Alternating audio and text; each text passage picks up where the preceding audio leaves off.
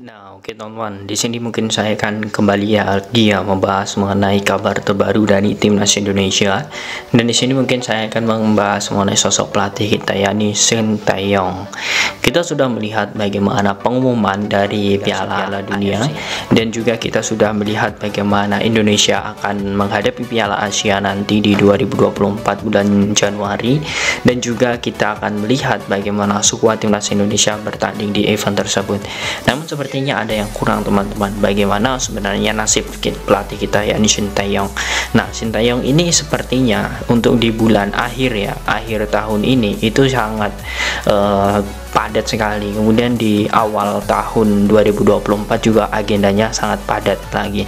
Namun sepertinya kita melihat kontrak Sintayong ini akan berakhir di bulan Februari ketika nanti sudah selesai Piala Asia, kemudian akan dievaluasi oleh PSSI. Jika di Piala Asia ini buruk, ya tentu kita tidak bisa melihat lagi apakah Sintayong ini masih bertahan atau tidak, dan itu pun sudah menjadi konsekuensi antara kedua belah pihak jika memang gagal. Namun di sini saya memiliki pandangan lain teman-teman. Saya bukan berarti mendukung salah satu pihak tetapi saya melihat di sini dari beberapa bahan yang mungkin akan saya jelaskan. Silahkan nanti kalian tekan tombol like, komen, dan juga subscribe teman-teman ya, dan juga kalian tekan tombol loncengnya. Nah, di sini saya langsung saja membahas teman-teman. Indonesia sudah tergabung di grup F di ronde ketiga nanti. Kemudian Indonesia juga berpeluang untuk bisa maju terus di ronde kedua, dan juga di Piala Asia juga kita masih bisa bersaing. Artinya Sintayong ini memiliki peluang untuk bisa membawa timnas Indonesia ke arah yang lebih baik. Nah, artinya di sini kita harus bisa melihat bahwa PSSI harus segera peka dalam hal ini untuk segera mengurus bagaimana proses timnas Indonesia. Mengapa di sini saya selalu membahas mengenai Sintayong untuk diperpanjang? Karena saya melihat Sintayong ini belum tuntas. Jika di bulan 2 saja event Piala Asia selesai, ya sudah selesai apapun hasilnya. Menurut saya itu belum tuntas. Sintayong belum menuntaskan itu, karena Sintayong masih memiliki jadwal di kualifikasi Piala Dunia ini sampai Juni nanti.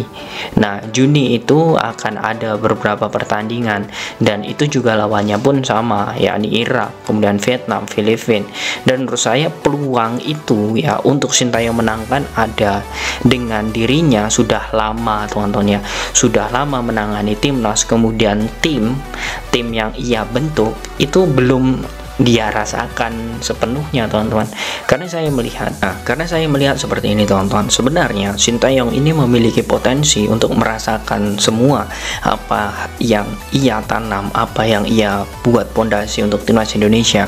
Karena jika acuannya hanya FIFA Matchday kemudian lawan Argentina, kemudian di Piala Asia, itu masih kurang. Karena menurut saya target timnas Indonesia yang dipegang Sintayong ini harus sampai tuntas di Piala Dunia 2026. Itu pun kita tidak tahu apakah Indonesia lolos atau tidak.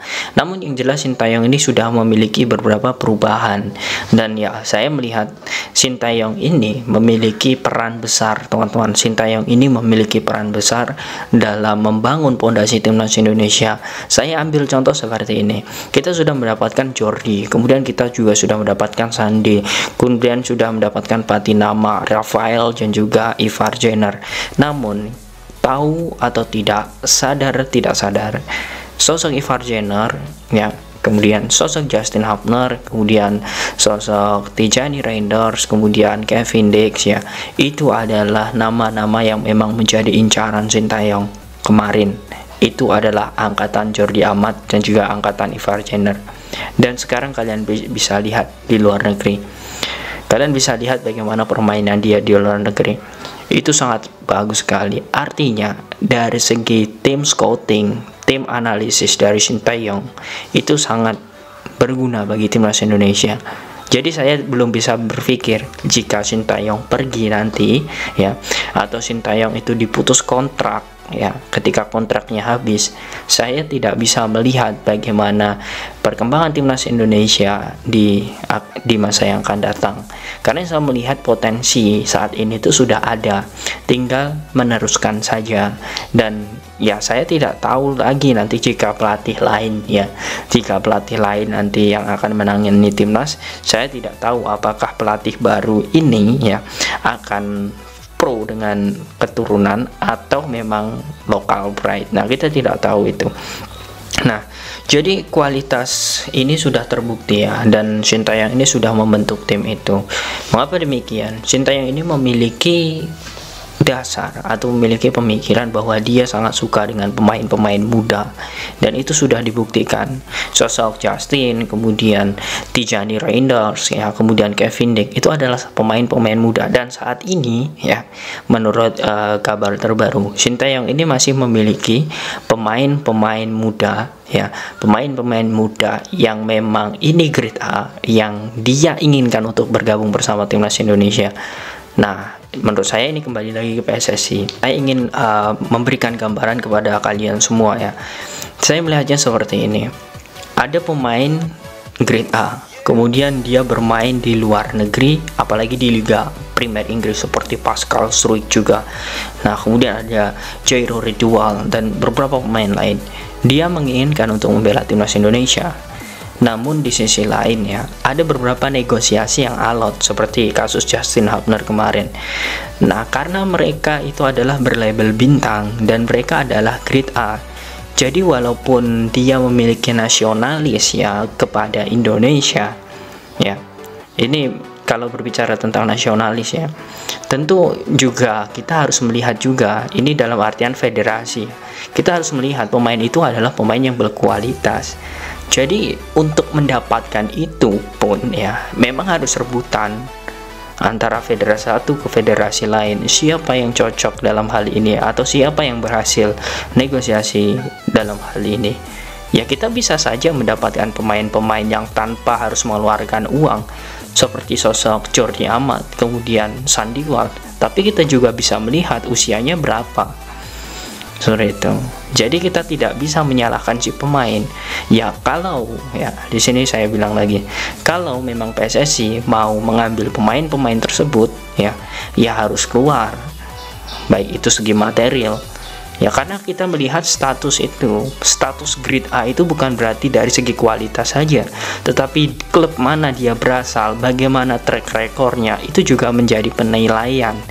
Jadi Sintayong ini punya standar tersendiri. Makanya saya bilang dari awal, seperti Tijani, kemudian Justin Hubner yang saat ini di pramusim Wolves senior dia ikut, kemudian Kevin Dijk yang sudah merasakan Liga Champion, standar Sintayong itu selalu berhasil. Nah, jadi jika Sintayong nanti dipecat dari timnas Indonesia, ya menurut saya kebijakan kemudian perencanaan bagi pondasi timnas ya akan berubah. Dan itu yang mungkin ya menurut saya tidak dimiliki oleh pelatih baru timnas nanti, karena saya melihat Sintayong ini sudah menyatu dengan timnas Indonesia. Nah, mungkin itu sekedar unek-unek menurut kalian ya, tetapi ini penting sebagai acuan, sebagai referensi kita bahwa Sintayong ini ya seharusnya harus diperpanjang lebih lama lah, karena kita ketahui memang dia punya kualitas.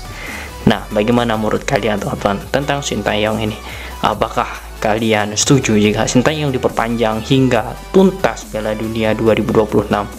Silahkan kalian tulis di kolom komentar.